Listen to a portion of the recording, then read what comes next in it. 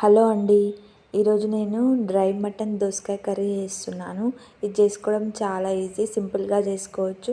Dry mutton making process, cleaning process నేను videos చేశాను, అందులో చూడండి. కావాలంటే ఫస్ట్ మనము పాన్ పెట్టుకొని అందులో ఆయిల్ వేసుకోవాలి. తర్వాత ఉల్లిగడ్డలు కట్ చేసుకొని అవి బాగా బ్రౌన్ కలర్ వచ్చేలాగా ఫ్రై చేసుకోవాలి. తర్వాత ఈ డ్రై మటన్ బాగా కడుక్కొని ఇందులో వేసుకొని మంచిగా ఫ్రై చేసుకోవాలి ఆయిల్లో.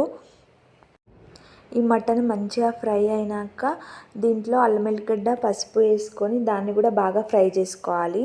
ఆ క్లిప్ మిస్ అయినట్టుందండి. అల్లం వెల్లిగడ్డ పసుపు కూడా వేసుకొని బాగా ఫ్రై చేసుకోవాలి ఆయిల్లో.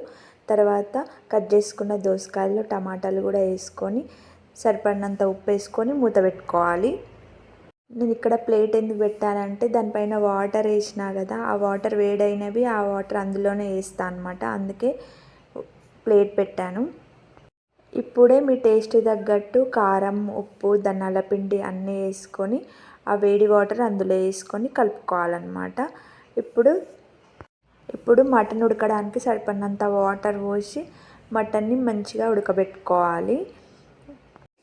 లాస్ట్లో మసాలా వేసి కొత్తిమీర వేసుకొని దించుకోవాలి. అంతే, డ్రై మటన్ దోసకాయ కర్రీ రెడీ. బాయ్.